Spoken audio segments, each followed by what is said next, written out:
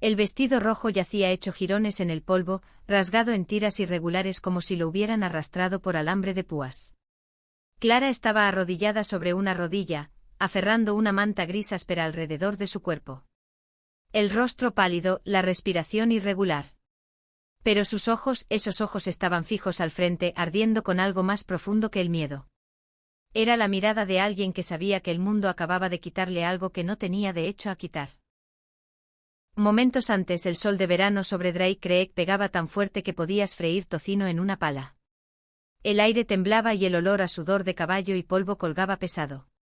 El mercado estaba vivo, botas raspando porches de madera, tratos cerrándose sobre sacos de grano, el zumbido bajo de la vida en un pueblo pequeño, hasta que llegaron 3 jinetes, las espuelas tintineando con cada paso, sombreros bajos, polvo pegado a los abrigos.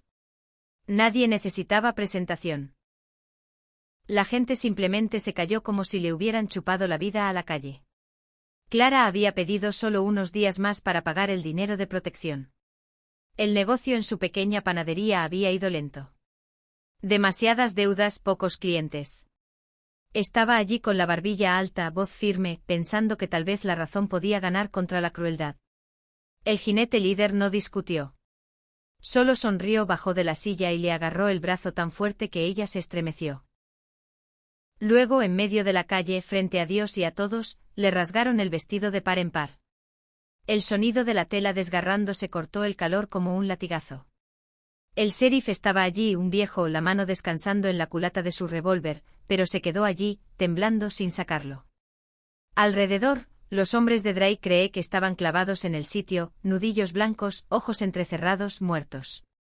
Cada uno recordaba el costo de alzarse.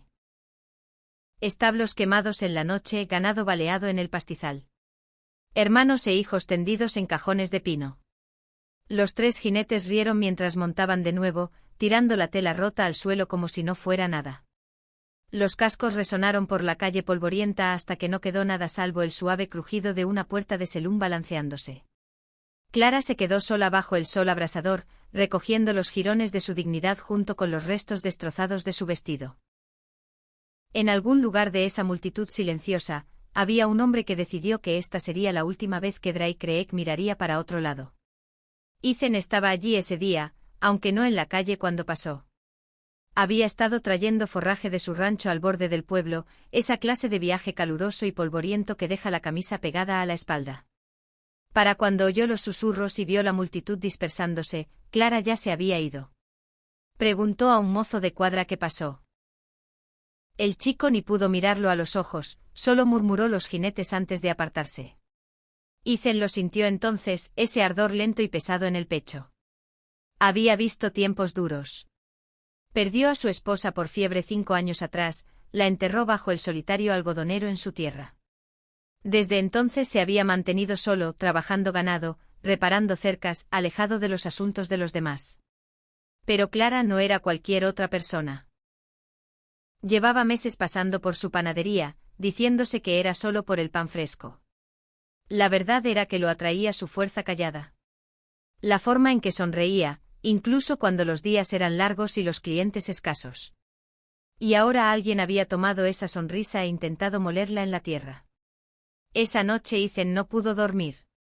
Se sentó en su porche escuchando los grillos, mirando el contorno oscuro de Drake Creek bajo la luna. En un lugar donde la ley era solo una palabra y el miedo era el sheriff, la gente decente había aprendido a sobrevivir manteniendo la cabeza baja.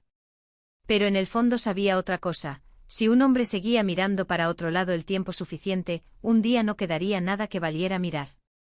Para el amanecer había tomado una decisión. Esto no era por heroísmo. Y seguro no era solo venganza. Era por qué clase de lugar sería Drake Creek cuando llegara la próxima generación. Y era por Clara, por lo que un hombre está dispuesto a arriesgar cuando finalmente dice basta. Pasó una semana después. El aire de la mañana ya estaba cálido. Esa clase de calor seco que promete una tarde abrasadora. La gente estaba montando sus puestos. El sonido de cajones cayendo y ruedas de carro crujiendo llenaba la calle. Entonces llegaron 2 jinetes. No toda la banda, solo un par. Pero su andar decía que pensaban que 2 eran suficientes. Hicieron sus cosas como si poseyeran el lugar, parando en cada comerciante, tomando monedas, a veces más. Cuando llegaron a una joven vendiendo huevos, uno la agarró por la barbilla, inclinándose demasiado cerca, sonriendo como lobo. Entonces Ethan salió del callejón. No gritó, no corrió, solo caminó lento y firme, las botas retumbando en el polvo.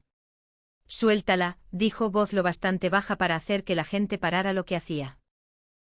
El jinete rió, pero se cortó cuando el puño de Ethan conectó con su mandíbula, mandándolo al polvo. El segundo alcanzó su pistola, pero antes de sacarla una voz mayor resonó. Era Thomas, el padre de Clara, parado detrás de un barril con un rifle apuntando firme. Hoy no, dijo. Eso fue todo lo que hizo falta para que unos cuantos más dieran un paso adelante, comerciantes, granjeros, hasta el herrero con un martillo en la mano. Los dos jinetes miraron alrededor, se dieron cuenta de que la marea había cambiado y decidieron que no les pagaban lo suficiente para morir en Dry Creek. Montaron y salieron, dejando la calle vibrando con una energía que el pueblo no sentía en años. Pero si pensaban que ahí terminaba, no tenían idea de lo que venía después. Ethan miró los rostros alrededor. Eran gente que había estado callada demasiado tiempo. Gente que ahora estaba lista para hablar, para planear. Esa tarde en el cuarto trasero del saloon, se reunieron para decidir qué seguía. Y si eres de los que creen que un pueblo vale la pena pelear por él, o simplemente no quieres perderte qué pasa cuando toda la banda regresa por sangre, quizá quieras quedarte y darle al botón de suscribir. Créeme, querrás ver la próxima parte. Volvieron 3 días después. Se les oía antes de verlos. El golpeteo de cascos, el traqueteo metálico de rifles cruzados en las sillas. Esta vez no eran 2 hombres. Eran más de 10 cabalgando lado a lado por la calle principal como si entraran en territorio enemigo. Pero Dry Creek ya no era el mismo pueblo por el que habían pasado una semana atrás. Detrás de carros volcados y pilas de cajones, la gente del pueblo se agachaba en las sombras. El herrero aferraba un martillo. El dueño de la tienda tenía una escopeta. Hasta la vieja señora Arlo tenía una sartén de hierro como si fuera en serio. Mientras la banda frenaba los caballos frente al saloon, una voz resonó desde algún techo alto. Ahora. Bolsas de harina estallaron abiertas desde los tejados, cegando a la mitad de los jinetes en una nube blanca de polvo. El resto intentó avanzar, pero se encontró con barriles, palos y más de una vez el crujido de un rifle. Una bala encontró su marca, alcanzando a un jinete en el hombro y mandándolo al suelo. El resto de la banda se quedó helada, dándose cuenta de que esto no era solo Ethan en su camino. Era todo el maldito pueblo. Desde cada puerta y callejón, la gente cerraba el cerco, ojos duros, manos firmes.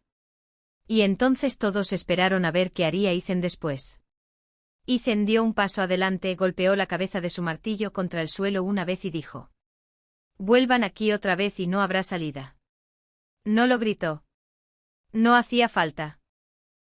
La quietud en la calle después de esa frase lo dijo todo. El líder escupió en el polvo, miró alrededor a un pueblo que ya no tenía miedo y dio la señal de retroceder.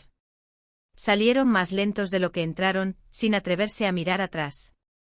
Más tarde corrió la voz de que habían elegido otro pueblo para sangrar, uno que aún no había encontrado su columna. Y así nada más, Dry Creek volvió a estar en silencio. No esa clase de silencio temeroso, sino la que viene cuando la gente sabe que defendió su terreno. Y uno. La banda se fue, los cascos desvaneciéndose en la distancia. Por un largo momento, nadie se movió. Luego despacio, la gente empezó a salir de detrás de barriles y puertas, sacudiéndose la ropa, mirándose como diciendo, «Realmente lo hicimos». Clara cruzó la calle hacia Ethan, el vestido roto pero la cabeza alta. No dijo nada al principio, solo lo miró, ojos suaves pero firmes. Él dio un pequeño asentimiento, de esa clase que dice más que las palabras. En los días que siguieron, Dry Creek se asentó en un nuevo ritmo. Los comerciantes mantenían las puertas abiertas sin mirar por encima del hombro. Los niños jugaban en la calle otra vez. Y Ethan seguía pasando la mayoría de los días trabajando el rancho, pero cada mañana se encontraba parando en la panadería de Clara antes de salir. A veces por pan, a veces por pastel, y siempre por la compañía. No fue un romance vertiginoso. Fue algo más firme, de esa clase que viene de dos personas que han conocido la pérdida, que entienden el consuelo silencioso de simplemente no estar solos ya. La gente del pueblo lo notó y lo aprobó. Después de todo, en un lugar como Dry Creek no sobrevives solo. Sobrevives porque tienes a alguien cuidándote las espaldas. Tal vez esa sea la verdadera lección aquí.